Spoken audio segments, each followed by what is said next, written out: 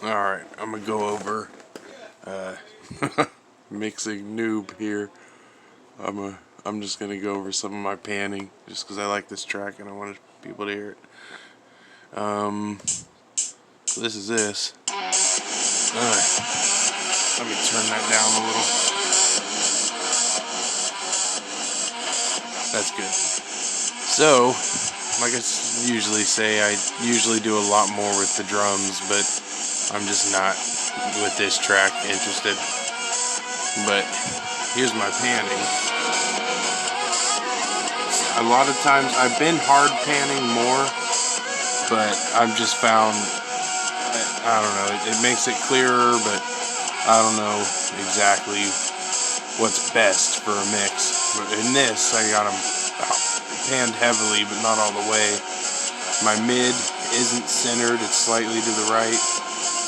My lead, oh, there is a lead in this track. Guitar lead should be, I don't know why they're both panned that to the right. Bring that to the left a little bit. I'm gonna drop these drums. That cymbal's a little heavy.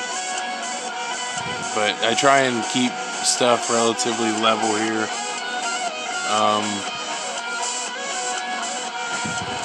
Not a lot to talk about. When I bust tracks, I don't always pan them exact. I keep a separation just in the hopes of creating a bigger sound, you know. It'll be playing through more than one spot. But my drums I usually center. My drums are pretty much always center. I'm gonna do this real quick. Hold on. I like consolidating or bouncing the tracks. Let that do its thing. Wow. Okay. Beam, beam, beam. Oh, I have it all in the kick, I think. Yep. Because when I start, I always do the drums in a single channel. But then I separate, drop the snare, drop the kick, the tom, and I keep a background to try and have like a mic drum, sound, but it don't always work like that. One of these vids I'll actually open an EQ, but I'm self-conscious about my EQing, so I'm not really ready to do that yet, because I know I'm probably doing a lot wrong. But that's how I usually do. 2 guitar, lead, sometimes double lead, bass. But there's actually no bass in this track. That's actually guitar. This track was hastily made. Show these drums right quick. Follow. Pretty simple. I didn't do a lot drum wise. This track is actually really simplistic. Most of my stuff is kind of simple, but it is what it is. I'm not really trying to go into detail or talk about any specific thing in this track. I really just wanted to mess with it on camera. Boo boo boo boo bee bee bee. This one's actually, the guitar isn't through Ampire, it's through my Fender amp. That's my Parker right there, my Jackson, my other Jackson, my bass I think is a Sound Gear or something, I can't remember, got it from a friend, rest in peace, but whatevs.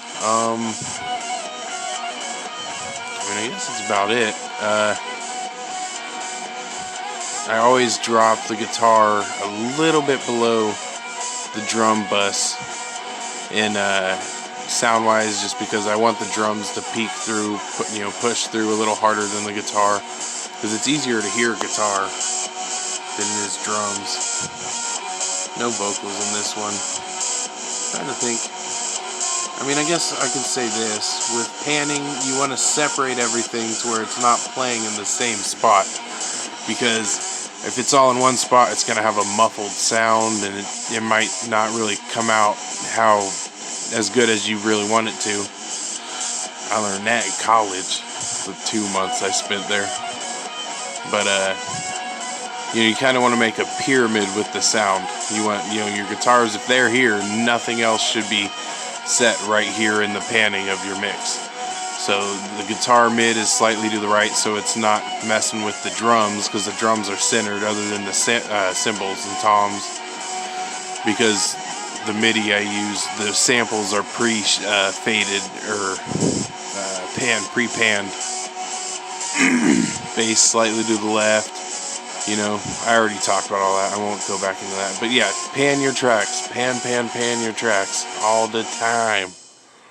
Alright, screw it. I'm going to post this actually mixed down with a picture. I'm going to do that once I get off of this video. So, yada yada. That is what it is. See ya.